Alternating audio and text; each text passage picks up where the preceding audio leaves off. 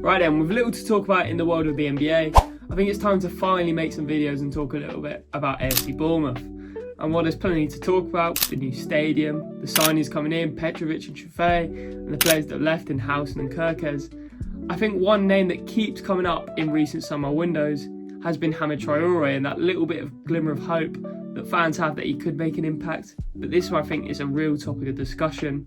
After a fantastic season for Hamed on loan in France, I think he could make a real impact in the first team. And while he joined the club in 2023, in the January window that caused the first under Bill Foley, he helped the club stay in the Premier League. He made a short little impact at the start of his career at Bournemouth. I thought he looked, fantastic in his first couple of games. I remember Walls away. This was all under Gary O'Neill, but since, Hamed's not really done anything in red and black, struggling with injuries and to fit the system.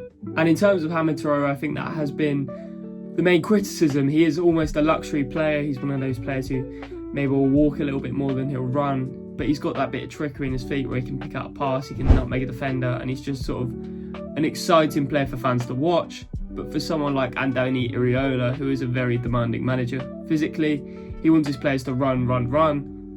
Maybe Traore does not fit the system, and that has been one of the main reasons I think that he has not played, because the talent is there. But obviously this season we saw him make a couple of short sub appearances at the start of the season before moving out on loan to Auxerre in France, and this is where he has really thrived in Ligue 1. Maybe more of a creative midfielder in a Bournemouth shirt, Hamed has been quite the opposite actually for Auxerre. He scored 10 goals and he's got 2 assists, which is just a fantastic return for an attacking midfielder. 12 contributions is great, and it's just really similar numbers to Justin Kluivert, who we all think of having a great year in the Premier League. I know France isn't as good of a league, but if you look at PSG in the Champions League, the quality is still there, and Traore with that sort of return is something to look at for a Bournemouth fan. And what really impresses me about Traore has not actually been his goals and assists for Auxerre, it's also been his movement off the ball, which is really impressive, and I actually think it could really nicely fit into a Bournemouth team. Now, he's obviously a centre attacking midfielder, but why Hamed's had so much success has been how he'll pick up the ball deep.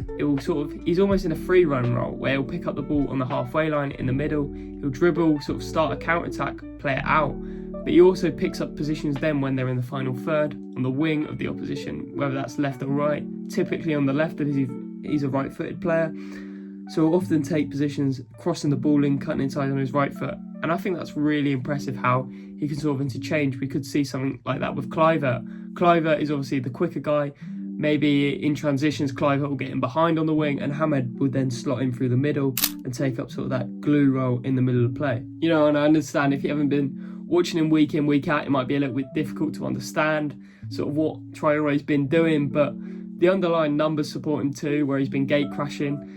2.91 shots per 90 from centre mid's really impressive. You sort of expect that for a striker, really. Traore is going to be in that sort of top, maybe sitting above 90% of attacking midfielders in Ligue 1, 4 shots per 90. He's a main sort of goal scorer for his team. But here's where the discussion gets really juicy around Traore, and that is just where his future is at Bournemouth. Justin Kluivert's at the club. Eli Junior Kropi, is he going to be on the wing? Is he going to be down the middle? Is he going to be a striker? He could play sort of back up in that role if you like. Philip Billing is now back at the club after quite a strong loan spell at Napoli off the bench. And obviously now you have Hamed. And the real question surrounding his future is all about that centre attacking midfield role, as I don't think he's got the physicality to sort of play in the Ryan Christie, Alex Scott role. And Justin Kluivert is definitely the nailed-on starter. He's had a great year. One of the team's top goal scorers, the set-piece specialist last season, especially from the spot. Kluivert's really good. He's dynamic. He really fits Andoni Iraola's system, the way he can press and sort of nag fullbacks and centre-backs when they're on the ball. But Hamed's not too dissimilar from Kluivert in terms of on the stat sheet, which is really surprising for me. Hamed's averages more shots. He's a similar goal per 90. Kluivert creates more chances at 1.75 per game, but Hamed's also a better dribbler, so you sort of have pros and cons to both. And as a sort of bench and a starter option, they would be actually quite nice and complementary, the way that they're sort of yin and yang in the same position. And You know, Kluivert can also play on the wing, you know, Semenyo, Traore, these are players that are not one-footed, they can play both sides, so that sort of allows Kluivert to move out, and Kluivert would obviously play on the left. He's very sort of direct, he wants to cut in, he wants to get on his right foot. And you could almost see Hamid Traore and Kluivert linking up like that. I mean, Liverpool have sort of mastered it with Luis Diaz and Gakpo. I know it's striker and left wing, but they interchange, and I think we could see that sort of action between someone like Hamid Traore and Kluivert, where Kluivert uses pace, gets in behind on the break, he'll sort of fire out to the left-hand side, and Hamid Traore will take up the space in the middle. But often, you know, I mentioned it earlier, Hamid Traore will find himself in sort of the pockets of space on the wing, sort of drop in, cut in, wait for the fullback to overlap, and then cross the ball, and I think that would be really nice. Now, obviously, Elie Junior Kropi is also another candidate for the centre attacking midfield. I'm not going to talk about Philip Billing today, sadly, as we sort of know what Phil Bill is, we know what he can offer, and I would not be surprised if Phil Bill was to leave. I mean, obviously Hamed could leave, especially teams in France are going to be interested, but for now, this video is all about Hamed, so we're going to talk about him.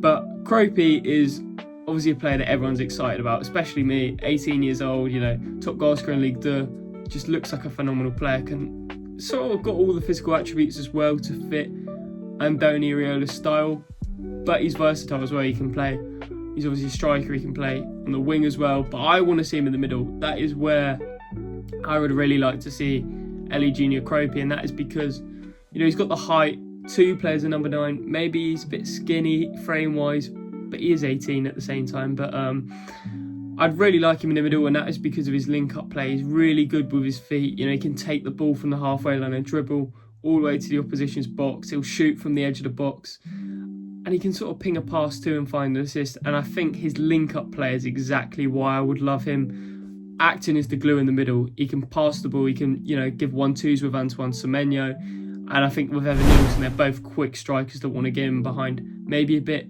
you know, irrational and a bit acrobatic at times. You know, Evan Nilsson's got his Brazilian flair, but that's something that could really form a nice bond between those two. And Kropi dropping in behind Evan Nilsson at times, it can turn into a 4-4-2. That would be really nice, especially off the bench as well late in games when we're chasing a goal, to bring on Junior Kropi, who can play in the middle, but he's also a clinical striker. I think that would be really, really nice, and that eventually will harm Hamid Traore's game time, as Elie Junior Kropi's the man. You want to progress, you want to see his potential live out at the club, and you want to eventually get a big fee for him. He's only 18, you prioritise him. But I think in someone like Alex Scott, especially at the end of the season, you know, he got a bit of criticism throughout the season. Maybe in his first year, he's had a lot of injuries, similarly to Hamid Traore, and people said he didn't fit the system, similarly to Hamid Traore. And the way Alex Scott finished the season was absolutely fantastic. He looked a real part of Andoni Iraola's team. You know, Christie was out, Scott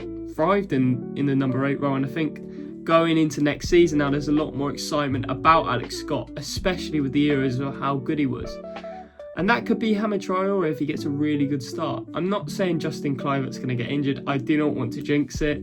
I think with Hamid, it's just all about game time. And if he's not received any by maybe January, I think it's time to move on for both player and club. It's time to sell him. And while many on Twitter will be like, it's the player that could have, you know, he could have been special, I think the future of Bournemouth is not going to be defined by Hamid Traore as a club on the up. And as much as I think also there's a player in there and he's an exciting player to watch, I just think Hamid Traore owes it to himself where he needs to depart. It would not also surprise me if I post this video and Traore's had an offer and he's, you know, having a medical for a club in France. It would make a lot of sense for him to move to Ligue 1 after a fantastic season.